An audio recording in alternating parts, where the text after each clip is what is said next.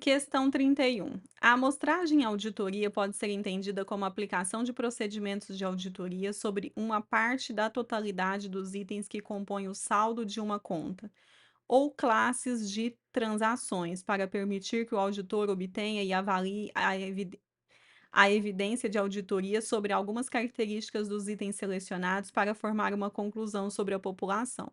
Ao considerar as características da população da qual a amostra será retirada, o profissional pode determinar que a estratificação ou a seleção com base em valores é apropriada. Sobre o uso de técnicas de estratificação, assinale a afirmativa a seguir. 1. O objetivo da estratificação é o de reduzir a variabilidade dos itens de cada extrato e, portanto, permitir que o tamanho da amostra seja diminuído sem aumentar o risco de amostragem. 2. A estratificação permite que o auditor dirija esforços de auditoria para os itens que contêm a maior potencial de erro. Por exemplo, os itens de maior valor que compõem o saldo das contas a receber para detectar distorções relevantes. 3. Para aumentar a precisão e a representatividade da amostragem em auditoria, os resultados dos procedimentos de auditoria aplicados a uma amostra de itens dentro de um extrato são projetados para os itens que compõem toda a população.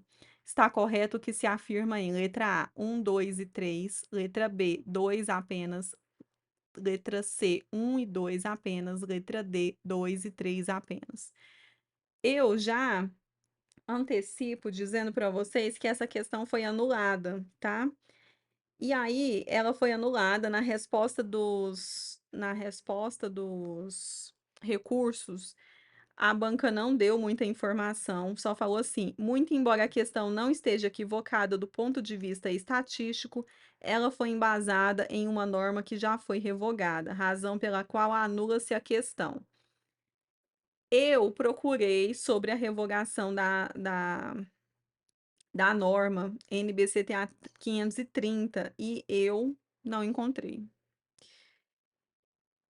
Então, de qualquer forma, eu não sei se de repente ele usou uma outra norma, porque talvez ele tenha se baseado, porque assim, lá no enunciado também não deu indicação de qual norma é essa que ele, no caso, estaria utilizando.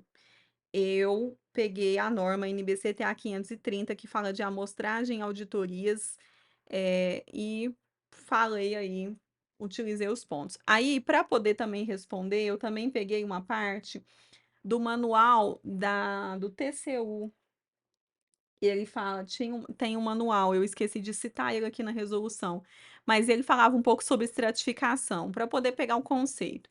Então, de qualquer forma, da forma como ele falou aqui, a gente pode embasar isso de um ponto de vista estatístico, então a gente vai responder num formato do ponto de vista estatístico, tá?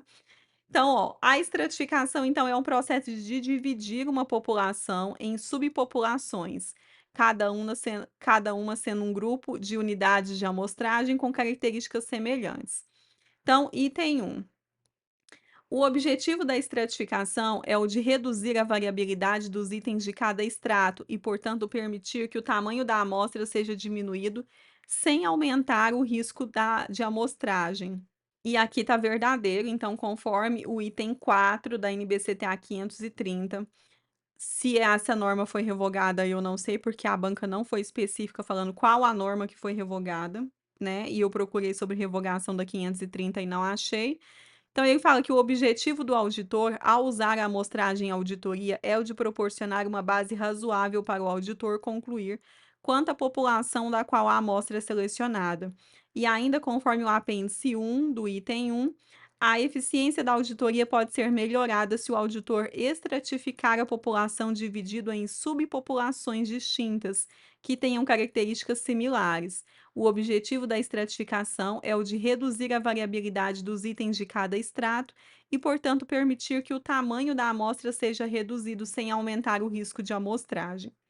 Item 2. A estratificação permite que o auditor dirija esforços de auditoria para os itens que contenham maior potencial de erro, por exemplo, os itens de maior valor que compõem o saldo das contas a receber para detectar distorções relevantes. Tá verdadeiro, conforme a NBCTA 530, no apêndice, no item 2 do apêndice, Fala que na execução dos testes de detalhes, a população é geralmente estratificada por valor monetário. Isso permite que o trabalho maior de auditoria possa ser direcionado para os itens de maior valor. Para os itens de valor maior, uma vez que esses itens podem conter maior potencial de distorção em termos de superavaliação.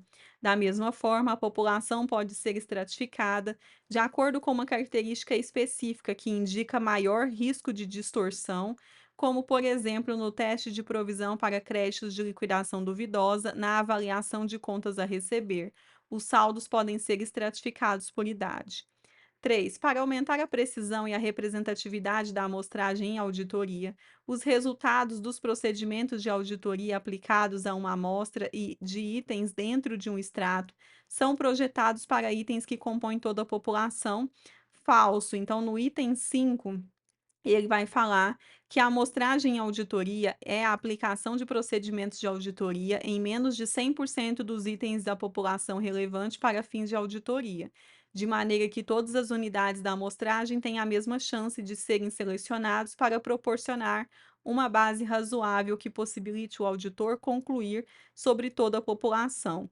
Então, os itens corretos ficaram item 1 e 2, mas a questão, o gabarito preliminar era o gabarito da letra C. Na letra C, ele fala que seria os itens 1 e 2, mas depois o gabarito definitivo veio anulando a questão.